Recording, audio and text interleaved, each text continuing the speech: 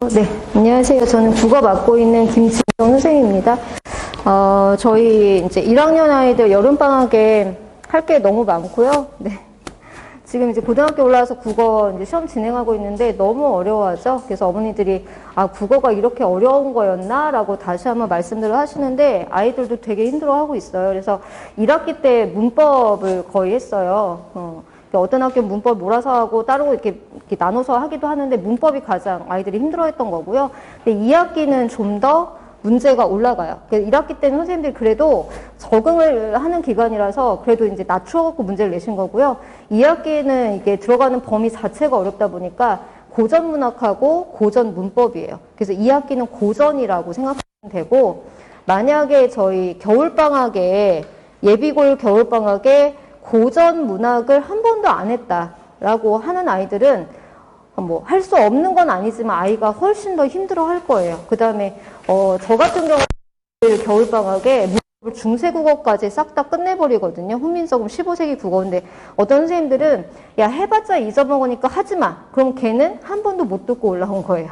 그러면 중학교 때 훈민정음 어떻게 만들어졌냐, 아주 기본적인 거면 그거만 중학교 문제에 들어가 있거든요. 그것만 알고 올라와서 이제 2학기를 맞이하게 되는데, 저희가 여름방학이 짧잖아요. 그다음에 2학기도 중간고사 끝나면 또 기말고사 바르고 굉장히 텀이 짧은데 좀 탄탄하게 다질 수 있는 시간이 그만큼 짧다는 얘기예요. 겨울방학에 비해서는. 그래서 저는 여름방학은 특히 1학년 아이들은 어떻게 이제 활용을 하냐면, 각 학교별로 내신이 들어오잖아요. 그럼 그 학교별을 깨지 않아요. 그냥 그 학교 정규 수업이기 때문에 그 학교 그대로 가져가면 걔네가 2학기에 어떻게 나오는지 빠삭하게 아니까 2학기 파트를 준비를 해주는 거예요. 그런데 작품을 하는 게 아니고 개념을 합니다. 그래서 여름방학에 그런 수업은 안 들으셔도 돼요. 훈민정음, 뭐 용비어천가, 17세기 뭐 작품을 그거를 분석을 해준대. 소용없어요.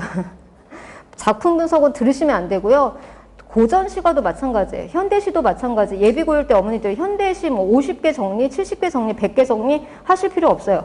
작품을 해봤자 그건 잊어먹거든요. 저희가 시험에 들어왔을 때 그 작품에 대한 분석만 잘하면 되는데 그 분석력이 뭐냐? 개념이에요. 그래서 저는 방학 때마다 작품 갖고 특강이나 수업을 진행한 적은 한 번도 없고 개념 수업을 진행을 할 겁니다. 자, 1학년 때 저희 교과서 위주로 이제 들어오는데 거의 대부분 학교가 교과서만 가지고 1학기 때는 진행을 하셨어요. 근데 2학기부터는 외부 지문이 들어올 겁니다. 그 다음에 저희 2학년 올라가면 이제 문학하고 독서로 나눠져요. 그래서 2학년 1학기 때는 문학, 거의 대부분 학교가 이 커리로 굳어졌어요, 이제. 그래서 문학하고 2학기엔 독서인데 이 독서 비문학이에요. 그래서 아이들이 예전같이 1학기에 문학하고 2학기에 문법하면 그냥 따라오거든요. 문법 하던 거 그냥 하면 되잖아요. 1학년 때 했으니까 그게 없이 독서예요. 이거 보도 듣도 못한 내신이 들어오는데 비문학입니다. 그래서 비문학을 가지고 내신을 어떻게 할까? 훨씬 어려워요. 문학보다. 아이들이 이거 하면서 선생님 저 문학하고 싶어요 이러거든요.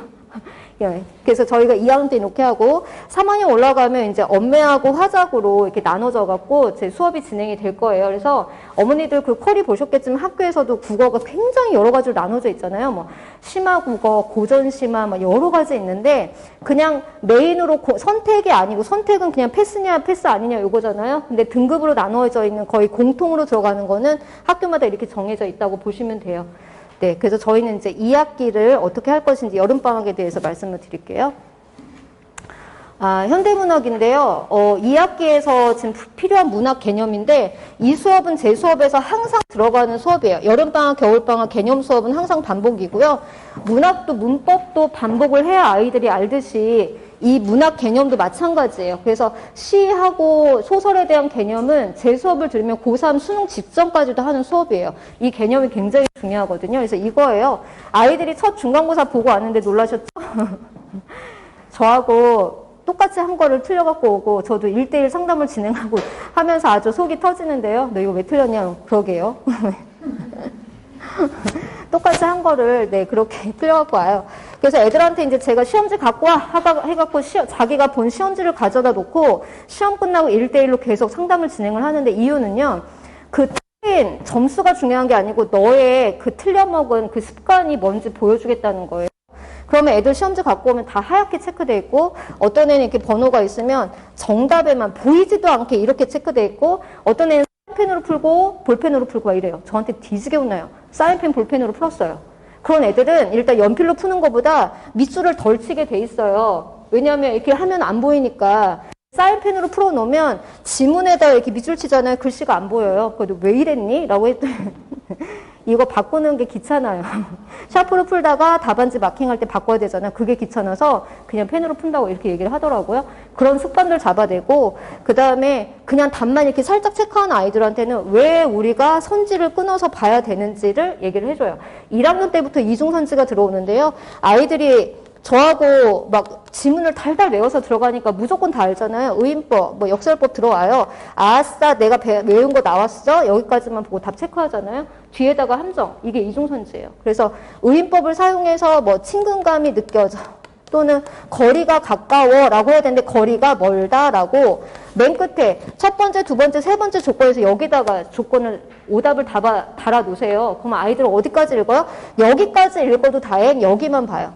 그러니까 이런 걸 다 상담을 통해서 잡아내거든요. 그래서 이게 어디서 오는 거냐? 개념에서 오는 거예요. 그래서 개념 수업은 항상 방학 때 진행을 합니다. 자, 그리고 이제 저희가 해야 될 게 뭐냐면요. 고전문학이죠. 2학기는 고전문학인데 현대시도 들어와요. 그런데 고전시가 평시조 같은 게 어떻게 역사가 이루어졌냐. 고대부터 쫙 짚는 거예요. 고대, 신라, 고려, 조선 해가지고 작품을 시대별로 쫙 짚거든요. 각각의 특징, 막 이런 것들. 뭐 영향관계. 그런데 외계어처럼 생겼잖아요. 근데 읽지도 못해요. 그거를 이제 내신으로 들어오는 거라서 그거 일단 교과서에 있는 거 숙지를 한 다음에 이건 외부 작품이 많이 들어와서 외부 작품까지 싹 다 몰아가지고 하거든요. 시험 대비 때. 근데 저희가 방학 때는 어떻게 읽을 건지 그 다음에 이 어휘가 뭐라고 쓰이는지 예를 들면 지금 겨울방학에 저랑 공부를 했던 아이들은 이제 백고가 나오잖아요. 시에서. 그러니까 1학기 때 선택지에 고전시가 들어오는 학교 굉장히 많았거든요. 그래서 애들이 야 이거 백고가 뭐야? 그럼 옆에서 아유 병신 새끼 그러면서 백고 강아지 아니야? 갈매기 그거 뭔데? 물알새. 지도 모르면서 습관적으로 얘기를 해요. 그게 이제 그 개념이에요. 고전시가. 그래서 뭐 500년 나오면 고려왕조 망한 거야? 그럼 뭐야? 인생무상이지. 이게 이렇게 연결되는 것들이거든요. 고전시가는 정말 쉬워요. 그 개념만 알고 있으면 그거 가지고 다 대입해갖고 해석이 되거든요. 그거를 다시 한번 짚을 거예요. 그래서 이거 짚을 때는 너무 방대하니까 저희는 2학기에 필요한 것들 그 개념만 싹 뽑아가지고 아이들한테 암기를 시키고 그거 가지고 계약을 하면 내신에 쓸 거예요. 그래서 고전문학 때문에 애들이 2학기에 이렇게 손 놓는 아이들이 굉장히 많아요. 1학기 때까지는 어떻게 끌려오거든요. 2학기는 자기가 하고 싶어도 못하는 거예요. 하고 싶어도 읽지를 못하니까 외우질 못하고 왜 500년이 인생무상인지 모르고 그 인생무상이 뭐예요? 애들 이러거든요. 그걸 다 이제 끌고 가야 되는 거라서 제가 계약이 딱 됐을 때 아이들이 손 놓지 않게 웬만하면 다 쉽게 올 수 있게 그 개념들을 뽑아가지고 할 겁니다. 그래서 어휘 정리하면서 암기시켜서 테스트 보면서 남겨갖고 할 거예요. 애들은 테스트 해야지 외우는 거 아시죠? 남길 거야. 독하게 11시, 12시까지 남겨야지 하거든요. 그래서 그렇게 진행을 할 겁니다. 자, 그 다음에 문법인데요. 중세국어예요. 이거 아까 말씀드렸듯이 훈민정음 언해본 갖고 이게 모든 교과서에 다 실려있거든요. 이 주변에 쓰는 교과서에 다 실려있는데요. 지금 중상고 같은 경우에는 다른 모든 학교는 15세기까지만 나와요. 그런데 그게 출판사별로 다른데 어떤 학교는 16세기, 어떤 학교는 17세기까지 하는데 17세기까지 하는 그 대표적 학교가 저쪽에는 보인고, 뭐 중상고, 뭐 중동 말할 것도 없고요. 문법이 좀 어렵다고 하는 학교들에서는 거의 이게 17세기까지 들어갑니다. 그래서 뭘 준비할 거냐면 어머니들 되게 의아하게 생각하시는데 요거 할 거예요. 현대문법. 이거는 제가 내신을 8번을 돌리거든요. 요번에도 내신을 8번 돌리고도 부족해서 주말 껴서 보는 학교는 금토일 중에 2번을 더 불러가지고 무료로 이제 수업을 진행을 하는데, 얘는 8번 속에서 충분히 할 수 있어요. 근데 이거를 독해를 하고 암기를 해서 가려면 일단 현대 문법에서 품사 파트가 정리가 돼 있어야 돼요. 지금 애들 1학년 아이들 문법에서 지금 기말고사가 뭐냐면요. 사동, 피동, 높임, 시제 이런 거 지금 하고 있거든요. 문제는 문장에서 주어, 목적어, 서술을 찾아내지 못해요. 그걸 알아야 되거든요. 그래서 주격조사가 뭐냐 몰라요. 그러니까 여기서부터 품사에서부터 비어있어요. 그럼 제가 너 겨울방학에 국어 들었어? 안 들었어요? 네. 왜냐하면 중학교 때 문법 배우니까 그걸로 될 줄 알았대요. 그냥 택도 없거든요. 지금 애들만 눈물 흘려가면서 12시, 11시까지 남아갖고 막 맨날 외우고 재시험 보고 막 이래요. 이거 할 거예요. 그래서 예를 들면은 품사에서도 이제 어미나 단어나 조사 파트인데요. 애들한테 이렇게 나와요. 하나만 예들어 드릴게요. 이렇게 쓰여 있잖아요. 중세국어에. 애들한테 이제 이게 말씀이야. 현대어로 풀면. 그럼 얘가 뭘까? 이거가 시험 나와요. 얘가 뭐냐? 접사요, 어미요, 막 난리 나죠. 조사예요. 이걸 모르죠.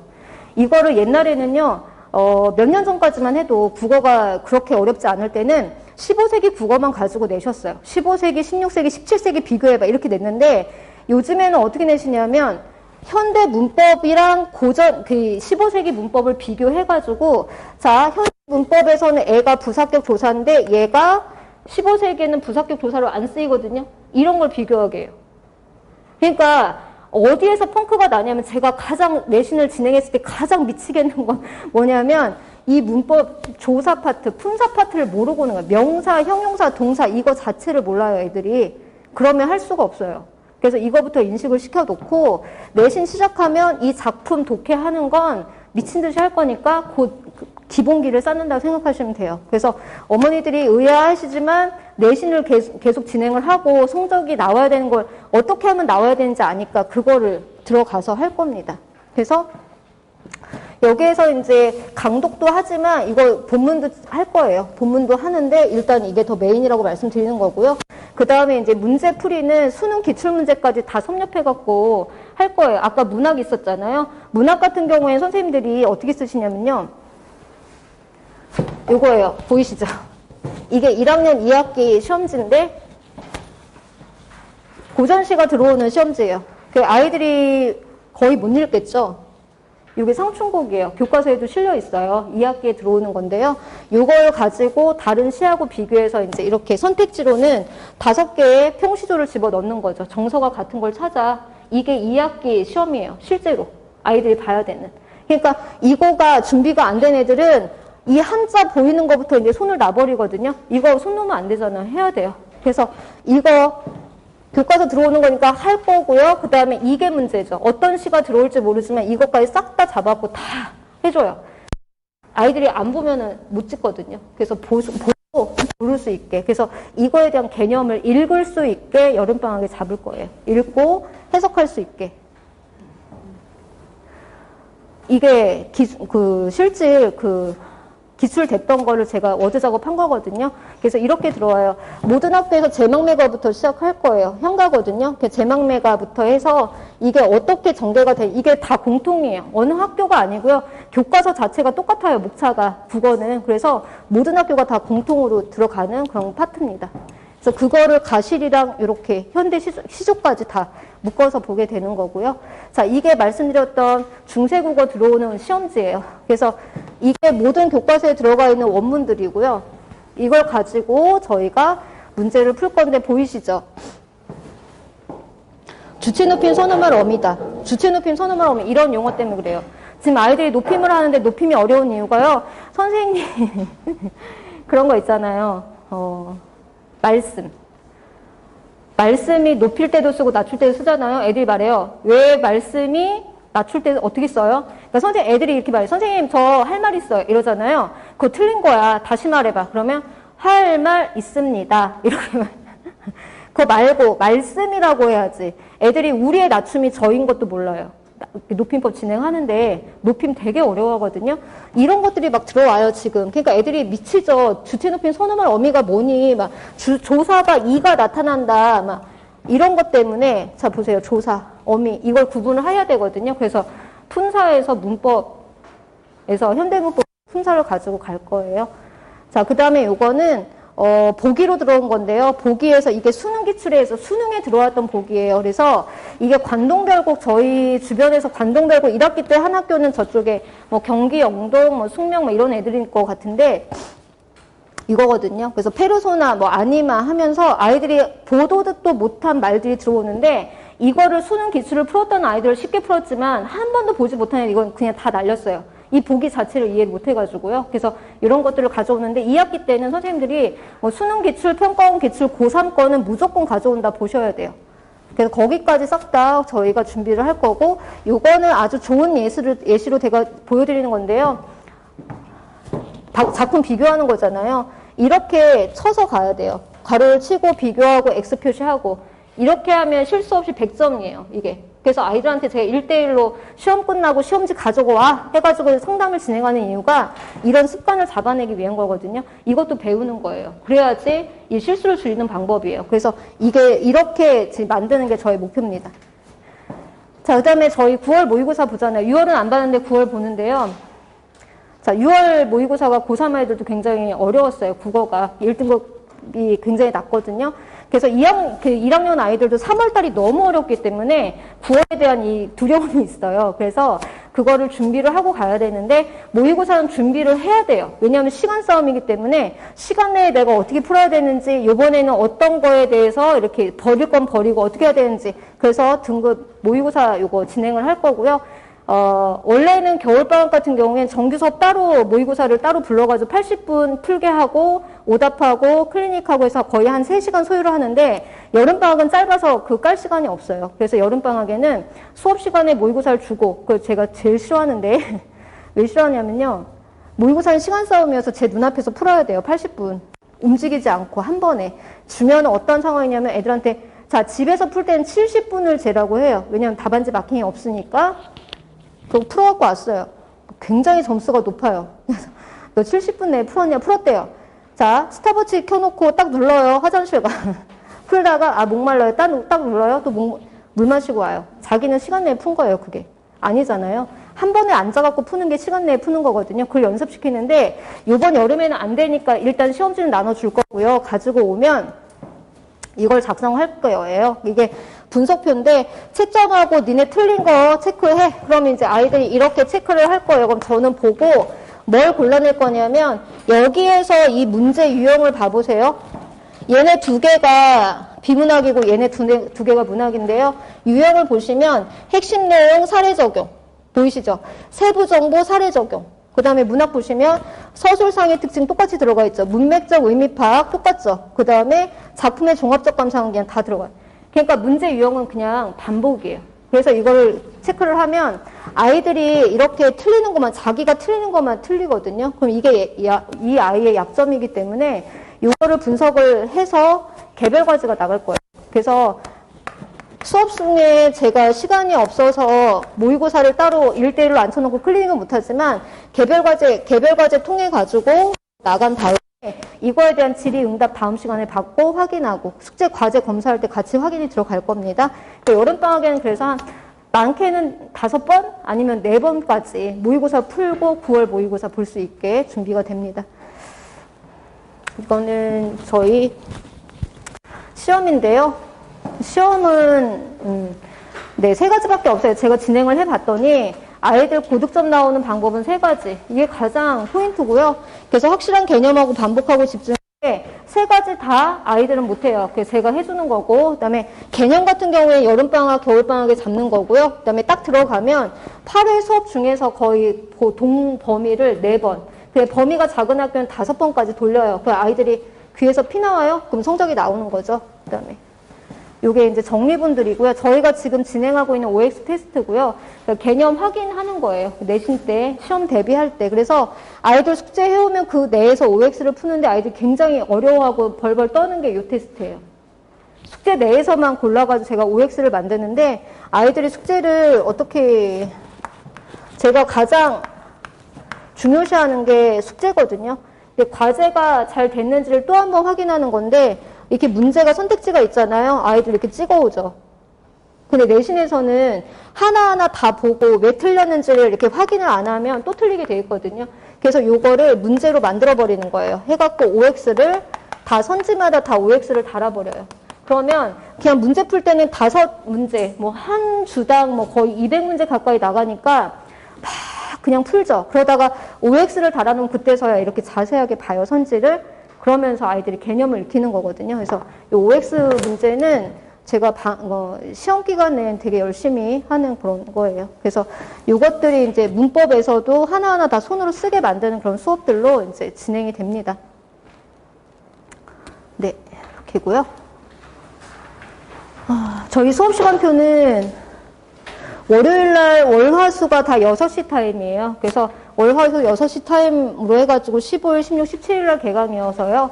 따져보니까 5회 수업 가능합니다. 그래서 그 사이에 아까 말씀드렸던 2학기에 그 범위에 들어오는 것들 다 개념 정리하고 저하고 내신을 하든 안 하든 간에 2학기에 어디 가서든 그 내신을 진행할 때 힘들지 않게 그 기본기를 다져갖고 보낼 거니까 그 알차게 좀 집어 넣어주시면 좋겠고요. 한 가지 당부드리는 건 고2 정도 되면 제가 어떻게 할 수가 없어요. 고2 여름방학에 이미 내신을 쏟는 아이들이 있기 때문에 네, 저는 수능이에요. 이런 애들이 생기니까. 그런데 1학년은 이제 2학기 내신 준비하는 이 기간이 굉장히 중요한 기간인데 벌써 이제 저희 정규반에서 엄마가 방학 때는 수학하고 뭐 과탐? 뭐 여기에만 집중을 하재요. 또는 수학이 가장 많아요. 그래서 4번, 5번밖에 안 되니까 쌤 가서 수학 좀 열심히 성적 올리고 저 내신 시작하면 올게요. 제가 뭐라 했냐면 오지 마. 그랬어요. 하고 와도 제가 내신 때마다 야 선생님 몸에서 막 사리가 100개는 나올 것 같아. 애들이 사리가 뭐예요? 막 이러거든요.